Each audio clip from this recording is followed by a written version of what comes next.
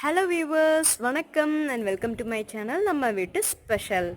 இன்றைக்கி நம்ம என்ன பார்க்க போகிறோம் அப்படின்னா, நம்ம வீட்டு ஸ்பெஷல் பூண்டு பொடி தோசை தாங்க. நம்ம இன்றைக்கி எப்படி செய்யலாங்க பார்க்க போகிறோம். இது நல்லா கம கமன்னு வாசனையாக சூப்பராக இருக்கும். பூண்டு பொடி தோசை செய்கிறதுக்கு முன்னாடி பூண்டு பொடி எப்படி செய்யலாங்கிறத பார்த்துருவோம். ஃபஸ்ட்டு பாத்திரத்தில் ஒரு 2 டேபிள் ஸ்பூன் அளவுக்கு எண்ணெய் ஊற்றிக்கோங்க. எண்ணெய் சூடானதுக்கப்புறம் அதில் 3 டேபிள் ஸ்பூன் அளவுக்கு உளுத்தம்பருப்பை போட்டு நல்லா பொன்னிறமாக வறுத்து எடுத்துக்கோங்க. நான் இப்போ சொல்ல போகிற எல்லா பொருளையும் தனித்தனியாக நீங்கள் நல்லா வறுத்து எடுத்துக்கணும்.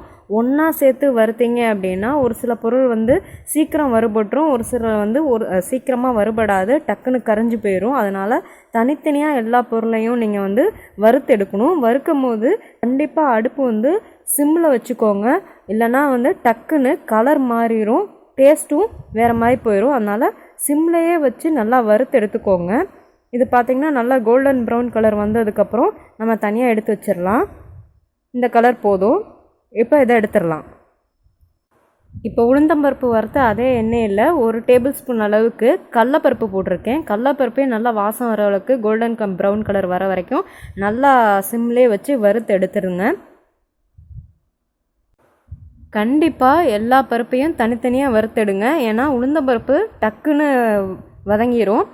கடலப்பருப்பு கொஞ்சம் டைம் ஆகும், அதனால் தனித்தனியாக போட்டு வறுத்து எடுத்துக்கோங்க. இப்போ ஒரு 6 வரமிளகாவை எண்ணெயில் போட்டு வறுத்து எடுத்துக்கிறேன். உங்களுக்கு காரத்துக்கு எவ்வளோ வேணுமோ அந்த அளவுக்கு நீங்கள் மிளகாயை கூட குறைச்சி சேர்த்துக்கோங்க. இது கூட 1/2 டீஸ்பூன் அளவுக்கு சீரகம், கொஞ்சமாக கருவேப்பிலை இலை, அதுக்கப்புறமா ஒரு 2 சிட்டி அளவுக்கு பெருங்காயத்தூள் சேர்த்து அதையும் நல்லா வறுத்து எடுத்துக்கோங்க. சீரகம் லைட்டாக பொரிஞ்சால் போதும், கருவே விட்டுறாதீங்க. இப்போ பார்த்தீங்கன்னா ஒரே 1 டேபிள் ஸ்பூன் அளவுக்கு எண்ணெய் ஊற்றியிருக்கேன். எண்ணெய் சூடானதுக்கப்புறம் நம்ம பூண்டை போட்டு வறுத்து எடுத்துடலாம். நான் ஆல்ரெடி ஃபஸ்ட்டே செய்யும் போது 2 டேபிள் ஸ்பூன் அளவுக்கு எண்ணெய் ஊற்றி சூடு பண்ணி அதை எல்லா பொருளையும் வறுத்தேன். எண்ணெய் தீர்ந்ததுக்கப்புறம் எப்போ உங்களுக்கு அந்த 2 டேபிள் ஸ்பூன் எண்ணெய் குறையுதோ அப்போ நீங்கள் அடுத்தடுத்து பொருள் சேர்க்கும் போது ஒரே 1 ஸ்பூன் அளவுக்கு மட்டும் எண்ணெய் சேர்த்துக்கிட்டு வாங்க. எண்ணெய் இல்லாமல் ட்ரையாக வறுக்கக்கூடாது. எல்லா பொருளுமே லைட்டாக எண்ணெயில் வதங்கணும். இப்போ பார்த்தீங்கன்னா நான் ஒரு 10லேருந்து 15 பூண்டு பல்லை தோலை உரித்து எண்ணெயில் சேர்த்து அதை நல்லா வதக்கிக்கிட்டு இருக்கேன். வதக்கும் போது கண்டிப்பாக அடுப்பை சிம்மில் வச்சு வதக்குங்க. அப்போ தான் நம்மளோட பூண்டு ஈவனாக வதங்கும்.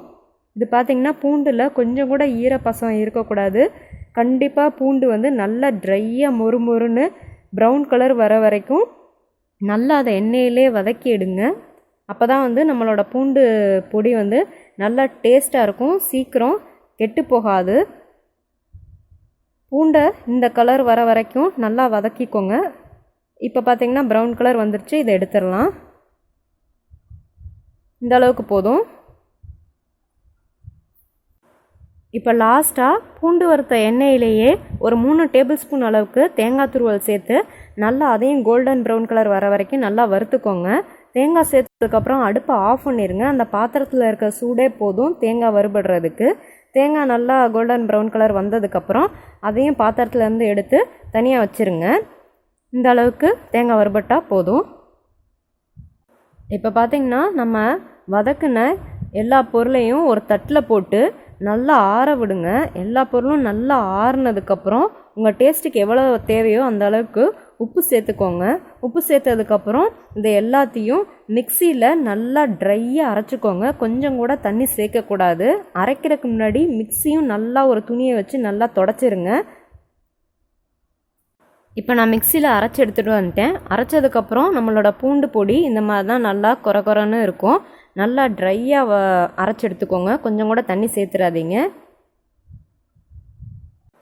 இப்போ நம்ம தோசை ஊற்றிடலாம். உங்களுக்கு மெல்லிசா வேணுனாலும் மெல்லிசா ஊற்றிக்கலாம், இல்லைனா ஊத்தாப்பா மாதிரி வேணும் அப்படின்னாலும் ஊற்றிக்கலாம்.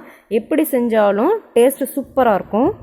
தோசை முக்கால்வாசி வெந்ததுக்கப்புறம் நம்ம எடுத்து வச்சுருக்க பூண்டு பொடியை அந்த தோசைக்கு மேலே நல்லா எல்லா பக்கமும் படுற மாதிரி தூவிடுங்க. இப்போ நான் இதுக்கு மேலே நல்லெண்ணெய் ஊற்றி இந்த தோசையை நல்லா வேக வைக்கிறேன். நீங்கள் நல்லெண்ணெய்க்கு பதிலாக உங்களுக்கு நெய் வேணும்னாலும் நீங்கள் அதை சேர்த்துக்கலாம். இப்போ நம்மளோட தோசை நல்லா வெந்துருச்சு. இதை திருப்பி போடணும் அப்படிங்கிற அவசியம்லாம் கிடையாது. இதை அப்படியே நம்ம எடுத்து மடித்து சாப்பிட்றலாம். இது கூட ஒரு தேங்காய் சட்னி, சாம்பார் இருந்தால் சூப்பராக இருக்கும். ட்ரை பண்ணி பாருங்கள். அவ்வளோதாங்க, நம்ம வீட்டு ஸ்பெஷல் பூண்டு பொடி தோசை ரெடி ஆயிடுச்சு. உங்களுக்கு இந்த வீடியோ பிடிச்சிருந்தா லைக் பண்ணுங்கள், ஷேர் பண்ணுங்கள், மறக்காமல் நம்ம சேனலை சப்ஸ்கிரைப் பண்ணுங்கள். நன்றி, வணக்கம்.